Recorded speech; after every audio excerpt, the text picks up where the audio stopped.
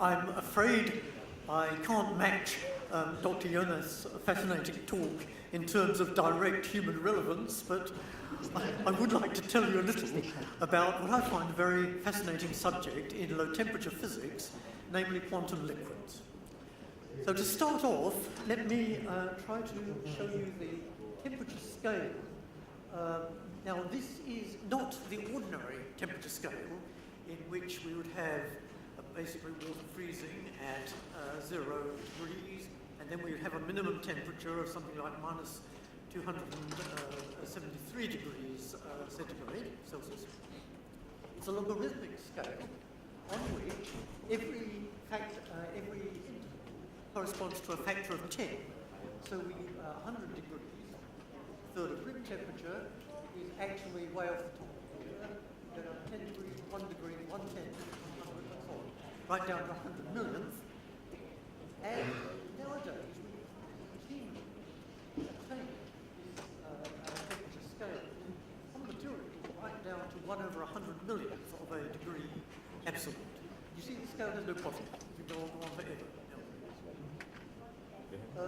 Let's just look. The thing I'm going to be talking about in this particular talk is they're really going to be mostly about here, but partly about post-condensation. One interesting thing is about the progress in time. We were right before 1,000 years ago, we were way out here. About 1900, we got to here. 1,000. So you see the progress, and on a logarithmic scale of attaining low temperatures is at least as fast as the progress in obtaining high energies and accelerators and so forth. And I can assure you, in terms of what you might call dollars per decibel, it's much, much cheaper than high energy physics. That's one reason I like low temperature physics. Okay, so what do we gain by going to low temperatures? Well, low temperatures themselves give us a high degree of order, and I'll come back. Oh, yes, okay. I'll come back to that point on the next slide. But to talk about quantum liquids, we actually need 3 ingredients. We need, first of all, low temperatures. We need quantum mechanics. And, importantly, we need the system to be liquid. Why is this? Well, we need low temperatures in order to get a high degree of order. Come back to that. We need that quantum mechanics in order that particles should show wave-like behaviour, but then that's not enough to get a quantum liquid. We very importantly need that the system is indeed liquid rather than solid or gas, so that the particles are both dense and change places very frequently. We have all these 3 ingredients, we get what are called quantum liquids, and quantum liquids are, by their definition, systems which show not only the effects of quantum mechanics, but also, crucially, the effects of the indistinguishability of elementary particles. Again, I'll talk about that in a moment. A particularly fascinating subclass of quantum liquids is the so-called superfluids, which are quantum liquids which show macroscopic quantum behavior, that is, quantum mechanical behavior at the level of, in some sense, everyday life. Okay, so let's just examine these 3 ingredients in a little more detail. As I said, by going to low temperatures, we essentially increase the effects of order and remove the disorder which is present at ordinary temperatures like room temperature. Here are 3 examples. If we have a set of atoms or molecules, let's say water molecules, then at high temperatures they are completely disordered and actually moving around. If we go to low temperatures, of course, the water will freeze, become ice, and very, very schematically, the molecules are arranged in this regular pattern here. Again, if we take a magnetic substance like iron, at high temperatures, it will be paramagnetic. What that means is that the individual atomic magnets will be pointing in random directions. You go to lower temperatures, it'll become ferromagnetic, and all the atomic magnets will line up, like so. Third example, a slightly more tricky one, disordered alloy, like say copper zinc, here, at high temperatures, we find the atoms are all arranged in a random way. I mean, they're all on lattice sites, but you see that any red is equally likely to be next to a blue as next to a red. Over here, we've got an ordered alloy at low temperatures, where each red is surrounded by 4 blues, and vice versa. Okay, so quite generally, by going to low temperatures, we replace disorder with order. The second ingredient we need for a quantum liquid is that we should be able to, or should have to, treat particles as waves. You're used to the idea that if we have a light bulb, and it's a special kind of light bulb, like a sodium lamp, say, and you might have used that in high school laboratories, and we shine it onto some kind of device with, say, 2 slits here, then we can, under appropriate conditions, we can observe so-called interference effects. That is, we can find on the screen a pattern of dark and light lines. For a very straightforward experiment if you do it with light. But it does turn out that under the appropriate circumstances, we can actually get what we always thought of as particles, that is, say, electrons or protons or neutrons, to show the same kind of behaviour.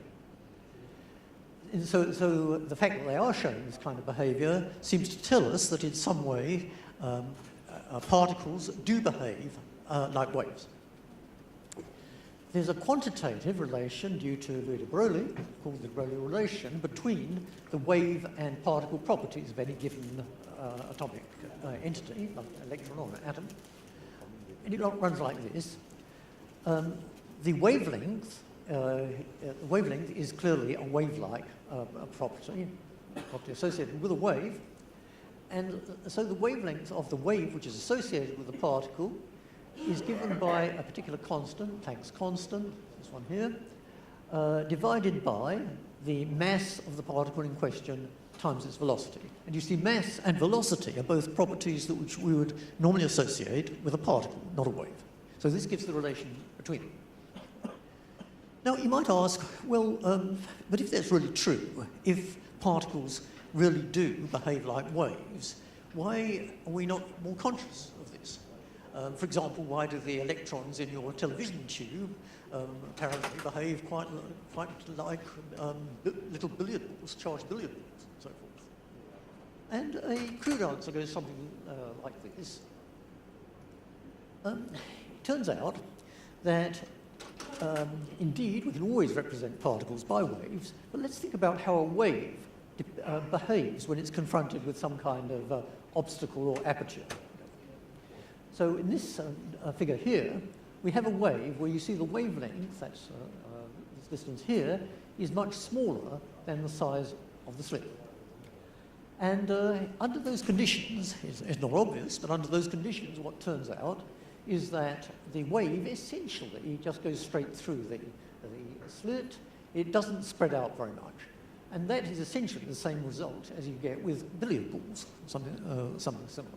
So in other words, under these conditions, where lambda, the wavelength, is much less than the size of the aperture, you essentially get particle-like behaviour, even though it really was, in some sense, a wave. So to see the wave-like behaviour, what you have to have is that the wavelength is at least as large as the aperture here, perhaps larger. Under those conditions, we get what is called diffraction. The wave, having passed through the slit, does not go straight on, but gets spread out considerably, gets diffracted. An interesting illustration of this, which is not 100% perfect, but I think is nice mnemonic, is the simple fact that you can hear around a door but can't see around it. That's because, in the case of light, we're talking about a wave which has a very tiny wavelength, very small compared to the size of the door. In the case of sound, we're talking about a wave which has maybe a metre or so, about the size or larger than the door. So the sound wave gets diffracted and the light wave doesn't.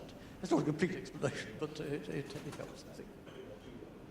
Okay, now, so how are we going to obtain the conditions to see quantum mechanical, that is wave-like behaviour of particles in real life? Well, remember that according to de Broglie, lambda is h over mv. So in order to get the conditions to see this wave-like behaviour, we need to get lambda greater than a, and that means that the velocity has to be less than of the order h divided by ma.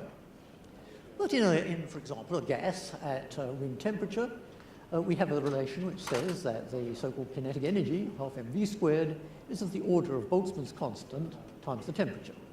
So if you put these two conditions together, we find that the temperature must be less than of order h squared over 2m times k Boltzmann times a squared. Now what should we take to be a here? We don't normally, not normally playing about with particles incident on screens like that. More often the particles are in some sense just passing through one another. So the sensible thing to take for the a here is, crudely speaking, the distance between particles. And so that means that you have to satisfy this condition where a is the distance between particles. That can't be much less than a few angstroms, typical atomic distance in a liquid or solid. So that means that in a gas or solid or liquid, to get wave-like behaviour, crudely speaking, we need that the temperature should be less than about 220 degrees K divided by the atomic number. That's for atoms. For electrons, you replace the atomic mass by the electron mass, so you actually get a much higher possible temperature here. So at the end of the day, what that means is that that electrons will show quantum mechanical, that is wave-like behaviour, for all temperatures in the liquid or solid phase. However, in the case of atoms, the atoms will only show wave-like behaviour below a few degrees absolute. However, that's not still enough for a quantum liquid. Why do we need the liquid aspect? Well, in a gas, first of all, in a gas, it usually, you don't get the condition that the wavelength is small compared to the interparticle spacing. There are some exceptions to that, and I'll very briefly mention one later. But normally you don't. In a solid, you certainly get this condition satisfied at low temperatures. However, the atoms don't change places. And it turns out to be absolutely crucial for quantum liquid that you not only have the condition lambda greater than a, but also that the atoms should change places. So you need T less than 20 degrees K divided by the atomic number, and the system should be liquid. Well, for electrons, as I said, the condition is a little easier. So indeed, in all liquid and solid metals, the electrons do behave quantum mechanically and can change places. They do form quantum liquid. Atoms, it turns out that the only, well, traditionally the only candidate was helium. Helium does indeed stay liquid under its vapor pressure at low temperatures. So, basically the quantum liquids consist of the electrons in all liquid or solid metals and the two isotopes, helium-4 and helium-3 of helium. Okay, let me just try to amplify this point about why it's important you have a liquid and that the atoms should be able to change places. And this brings in a very fundamental consideration, which is the indistinguishability of elementary particles. Now, we've seen that, according to quantum mechanics, particles do behave like waves. And what that means is that in some sense it's impossible to tag them. Suppose that I were to start off with two atoms, and I'm going to call this guy Bob and this guy Fred. And I now let them sort of propagate close to one another and so forth. At the end of the day, I see one atom here and one here. The question is, which is Bob, which is Fred? Okay, so, because they could have done either of two things. They could have behaved like this, or they could have behaved like this. And it turns out this property of indistinguishability is absolutely crucial for the existence of quantum liquids. But clearly, in order to be able to, in some sense, see it, the atoms must be able to change places. If we were talking about a solid, then Bob would have stayed near his lattice side and Fred would have stayed near his, and we would be able to, we'd be able still to tag them and keep track of them. But in a liquid, we can't. That's why it's important to have liquid. Yeah. Well, why is indistinguishability such an important concept? Well, it turns out that elementary particles actually are very, their behaviour is extremely sensitive to the so-called spin, the intrinsic spinning motion in a particular unit. H bar is just Planck's constant apart from a factor of 2 pi. There are two classes of elementary particles, as far as we know. One is so-called fermions, which have spin a half, or 3 halves in this unit, and so forth. And fermions are extremely xenophobic. They will not tolerate having more than one particle per state. And therefore, at low temperatures, where, crudely speaking, they want to be in as low an energy state as possible, it turns out that they simply have one atom per state for low energies, right up to an energy we call the Fermi energy, and thereafter the number drops rapidly to 0. And from most points of view, though not all, that's really a rather boring situation. Not too much, because these electrons, or whatever, these fermions are very inert. It's not easy to do much with them. More interestingly is the other class of elementary particles. These are so-called bosons, spin 0 or H bar or 2 H bar or whatever. Bosons are extremely gregarious. They love to have lots of particles in the same state. In fact, they love it so much that at low temperatures and sufficiently high density, when they try to pack the lowest states, it turns out you could actually put a very, very large fraction of them all in the same state. And this is the phenomenon called Bose condensation or Bose-Einstein condensation, BEC. Now, for many, many years, Bose-Einstein condensation was a theorist concept which had been invoked to explain the properties of liquid helium-4, but about 20 years ago, it became possible in some sense to demonstrate it directly. I won't go into the details of how that's done. What I will do is to show you a little, what I think is a rather nice cartoon, which appeared on the cover of Science the year that this was done. And this shows, they named the molecule of the year as the Bose condensate, and you see that they represent the Bose condensate as a platoon of well-drilled soldiers marching exactly in lockstep. This is the crucial, in some sense, the crucial point of my talk. If a system does undergo Bose condensation, all the atoms which are Bose condensed must do exactly the same thing at the same time. That's true whether or not they're in equilibrium, and so forth. You see, incidentally, that Science has also represented a few guys with different colours, and they're all doing different things. So these are the atoms which are not at the time Bose condensed. But the ones which are Bose condensed must always march exactly in lockstep. Okay, so now what kind of consequences does that have? Well, the most spectacular consequence that behaviour has is actually what we call superconductivity. Superconductivity was discovered now more than 100 years ago, and in those days, and from many, many years subsequently, it was regarded as a very low temperature phenomenon. We'll just come back to that in a moment. So what do we mean by superconductivity? Well, imagine that we have a simple electrical circuit where we're going to drive a constant current through it, and we'll measure the voltage drop across a particular bit of the circuit. Well, by good old Ohm's law, the resistance of this piece here is defined as the voltage divided by the current.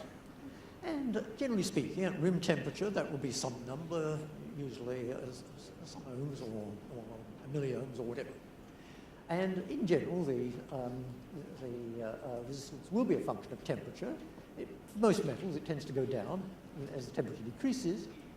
But if this piece of metal happens to be a special metal, let's say aluminum or lead, then it turns out that at some temperature, in this case about 4 degrees absolute, it will drop. The resistance will drop precipitously, essentially to 0.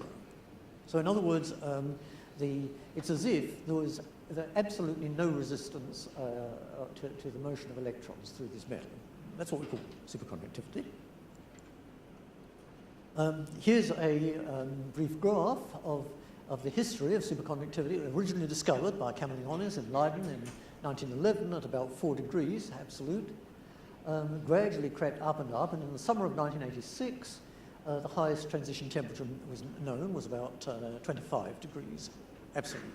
And I think if you'd asked most people, including me, in the summer of 1986 to bet on how high the transition temperature would go, most people would say, well, probably about 30 degrees, possibly 40, certainly not more than that. And then things changed spectacularly. The various classes of materials were found with transition temperatures going way, way up. And in fact, it turns out, just 2 years ago, superconductivity was, I think, fairly reliably discovered, unfortunately at a pressure of hundreds of thousands of atmospheres. It was discovered in a material at 2/3 of room temperature, way up here on the graph. So we now almost have room temperature superconductivity, not quite.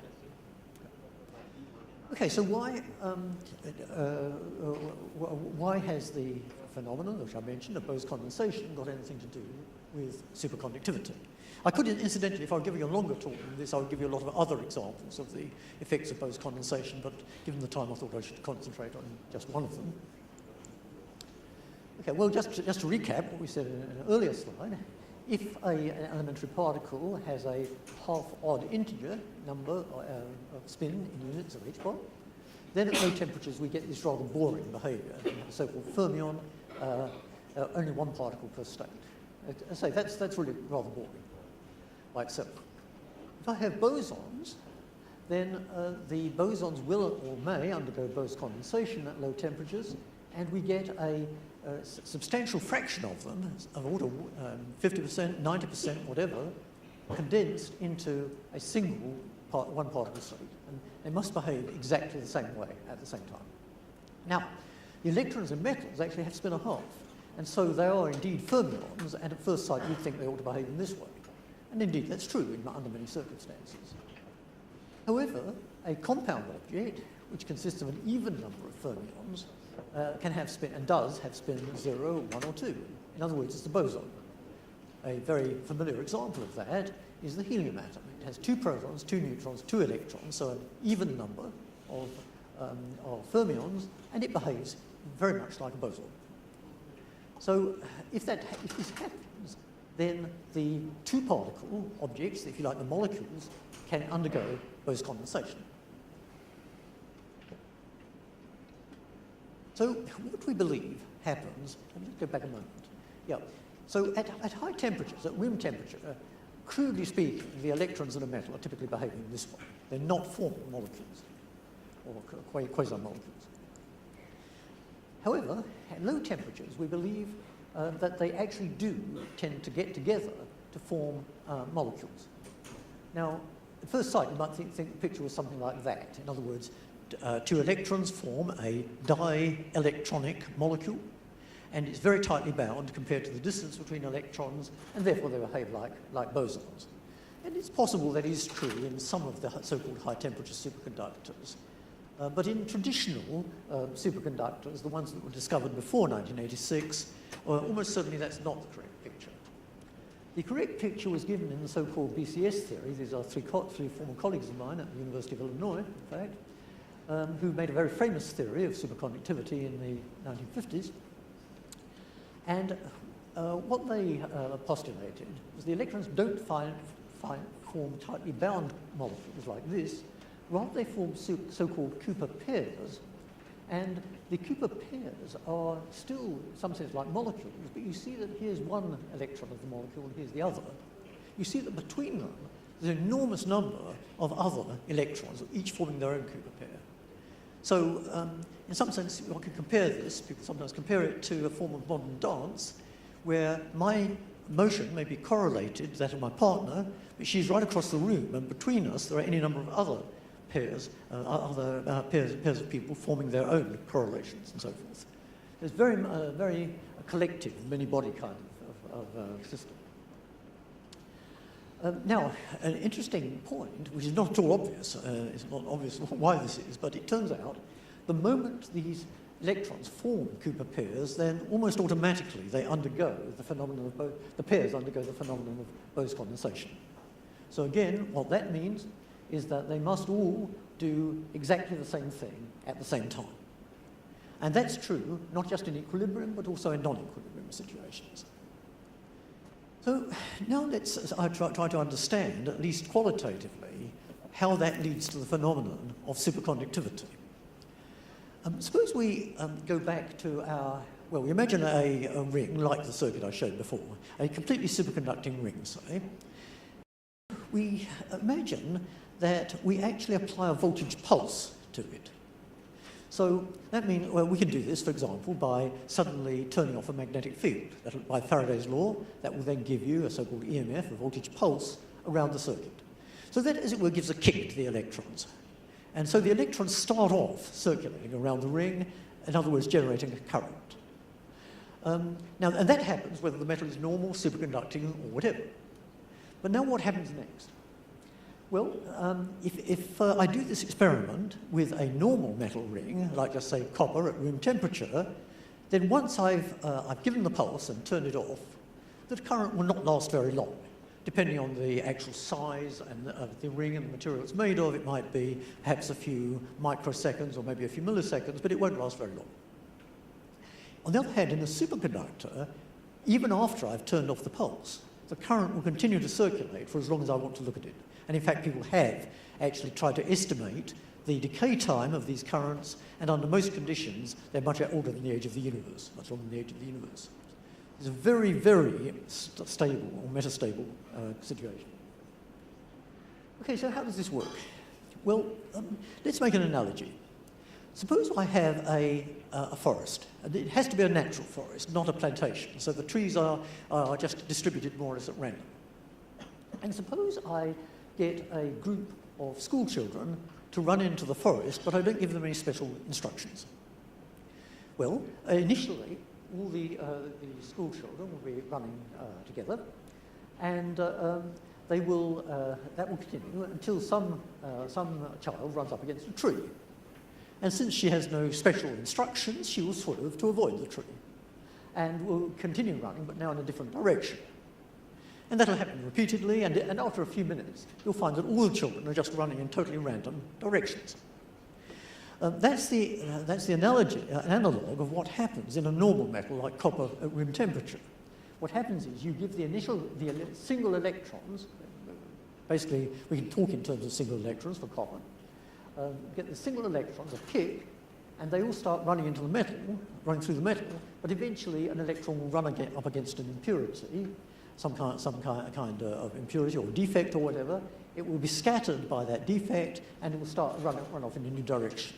And therefore, after a few microseconds perhaps, the electrons will all be running at random in different directions. In other words, there'll be no current, no net current through the metal.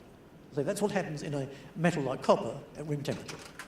Now let's ask what happens in a superconductor. A superconductor is much more like what happens when you have a platoon of well-drilled soldiers marching through the forest.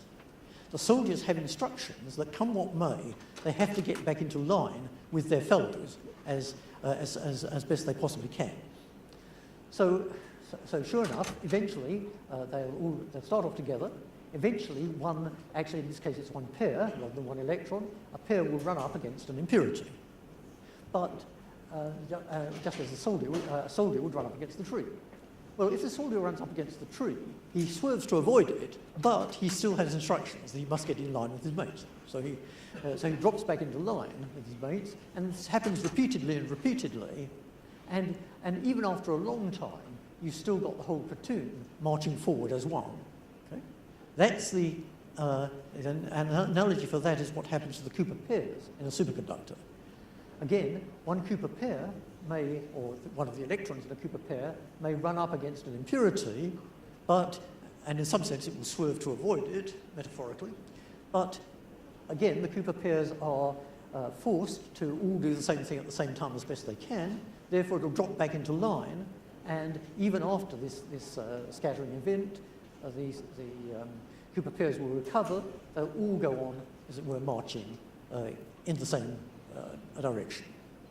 And so, well, that's a very basic and intuitive a notion of how superconductivity works, but I think in some sense it does give the essence of the phenomenon, and you see it traces right back to this very, very fundamental idea that elementary particles do have to be completely indistinguishable from one another, which is, in some sense, a really fundamental aspect of quantum mechanics. So understanding superconductivity really is, I think, a very, very basic kind of topic in physics, and I hope I've given you at least some idea of how it works. Thank you.